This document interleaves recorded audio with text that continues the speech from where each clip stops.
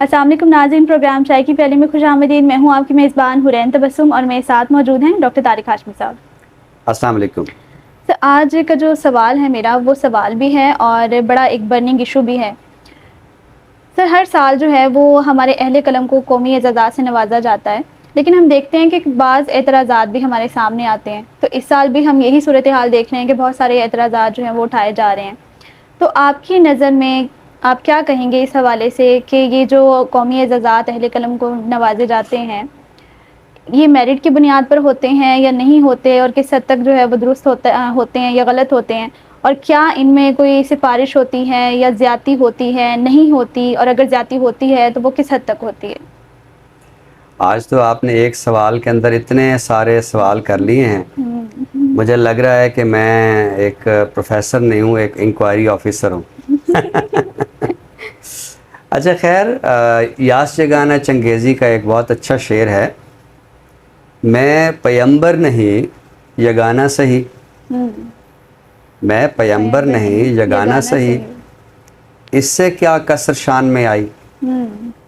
यानी पहली बात तो ये है कि एक शायर को, एक अदीब को अपने बातिन में ये इत्मीनान हो कि मैं अपने असर में जो बतौर अहले कलम अपना फ़र्ज़ है वो पूरी तरह अदा कर रहा हूँ, और मेरा जो कलम है उसमें इतना असर है कि मेरा कारी के साथ या तारीख़ अदब के साथ जो रिश्ता है वो मज़बूत है। तो बस यही काफ़ी है।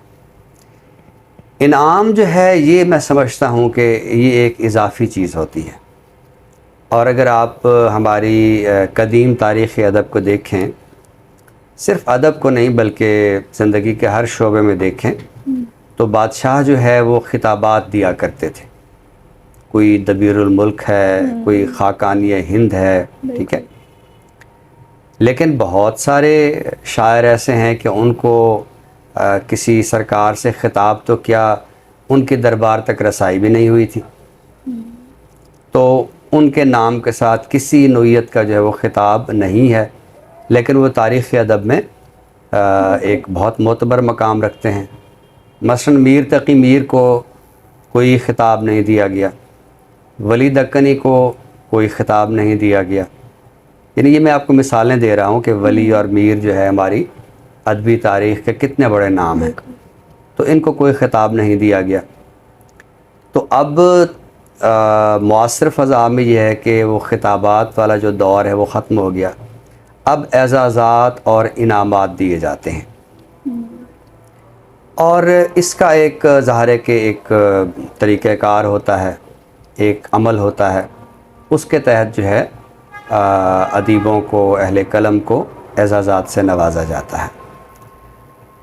अच्छा, मज़ीद बात करने से पहले मैं आपको ये भी बताऊं, जैसे मैंने शुरू में यगाना का शेर पढ़ा है, तो बहुत सारे अहले कलम हम अगर आलमी सतह पर देखें तो उन्होंने अपने ये एज़ाज़ात वापस भी कर दिए।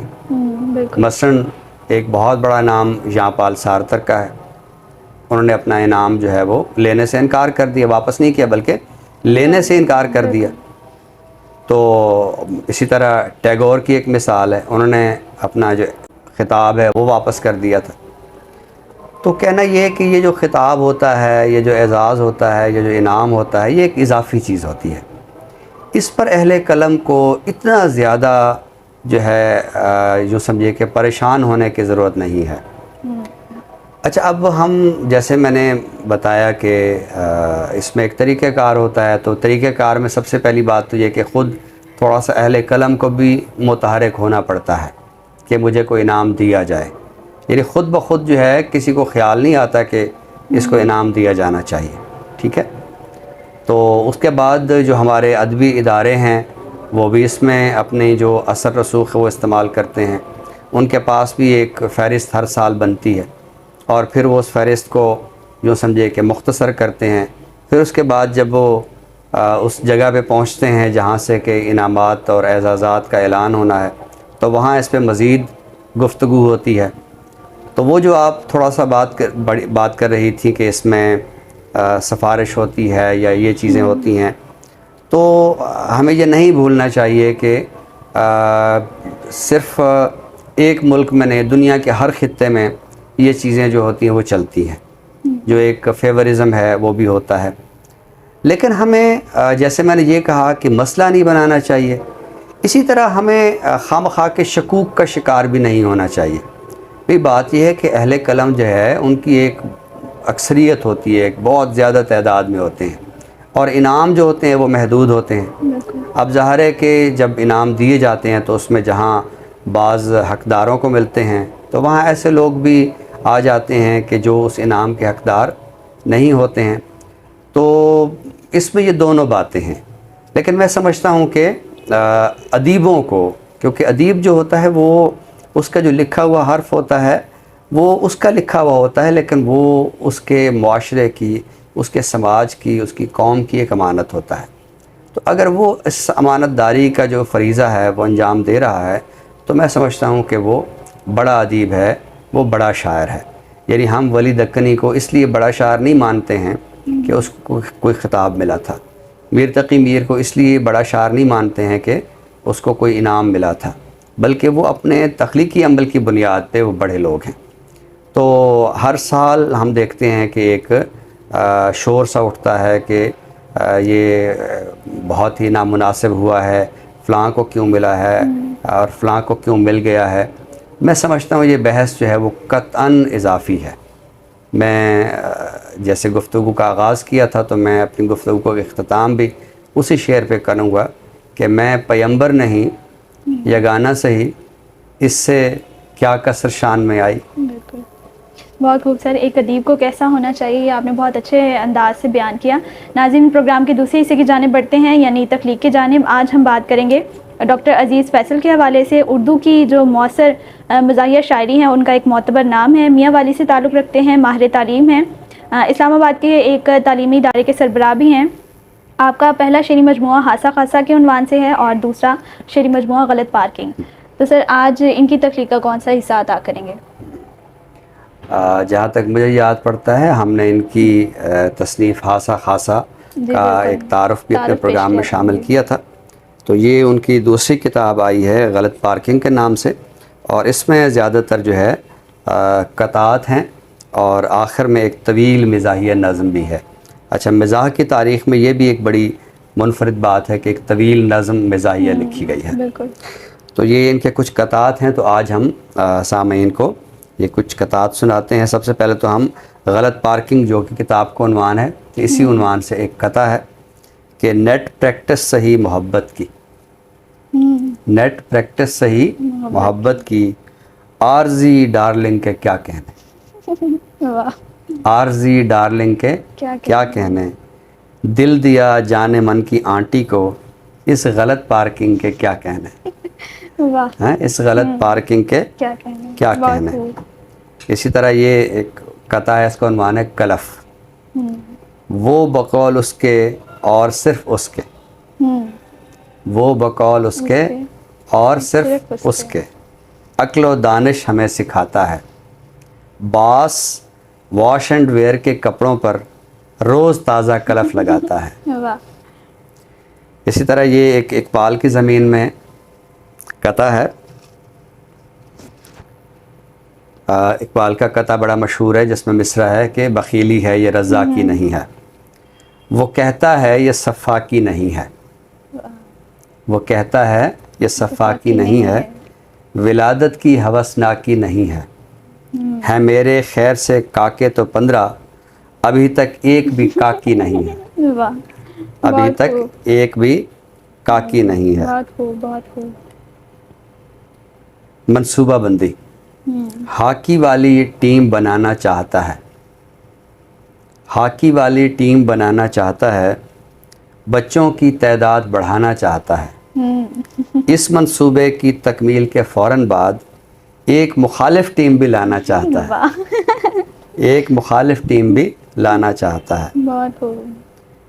پابندی کے عنوان سے یہ قطع ہے، ٹی وی کے ناظرین میں شامل تو ہوں مگر، ٹی وی کے ناظرین میں شامل تو ہوں مگر، اس بات کا کیا ہے بڑا خاص اہتمام، صد شکر ایک سال سے دیکھے نہیں کبھی حالات حاضرہ کے سیاسی پروگرام. واہ، بہت خوب. ایک قطع اور سناتے ہیں.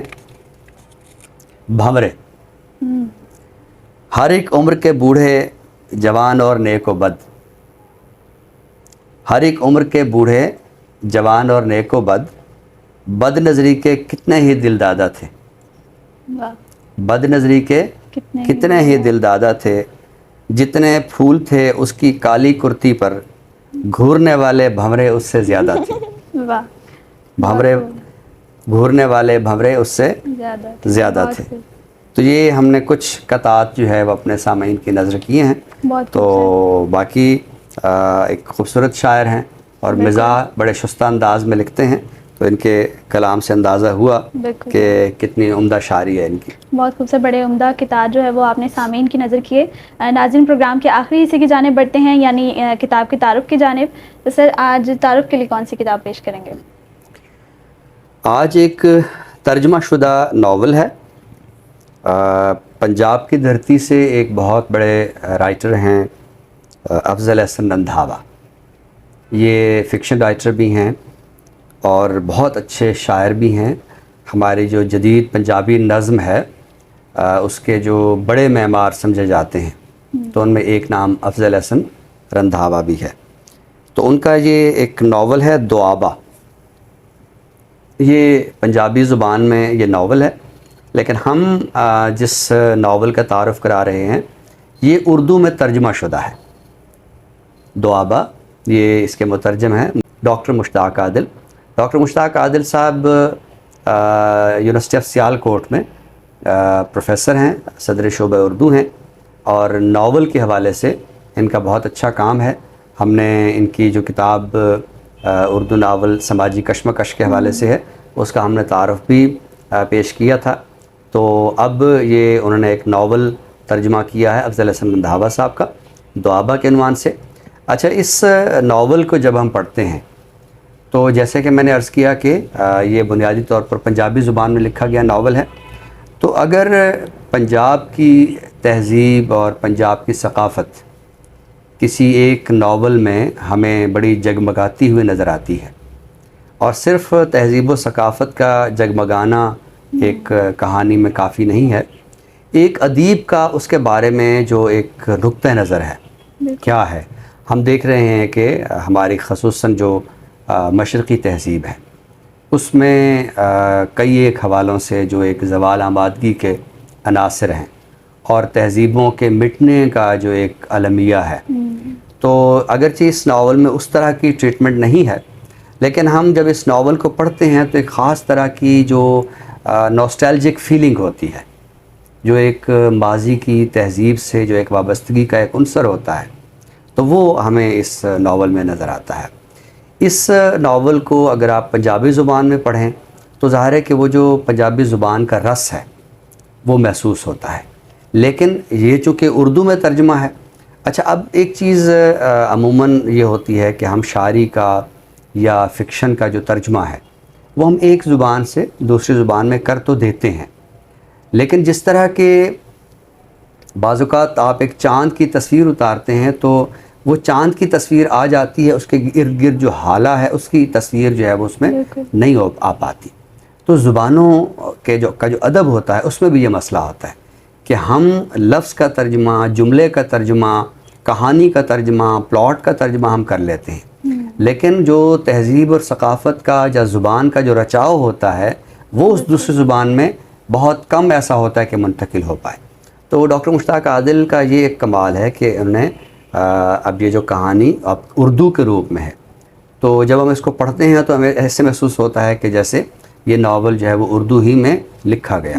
اچھا، اس کی ایک وجہ یہ بھی ہے کہ ڈاکٹر مشتاق عادل جو ہے وہ خود چونکہ پنجابی زبان کے تخلیق کار ہیں، وہ پنجابی میں شعر کہتے ہیں، اردو میں بھی شعر کہتے ہیں، اور دونوں زبانوں کے ساتھ ایک ان کا ربط ضبط ہے.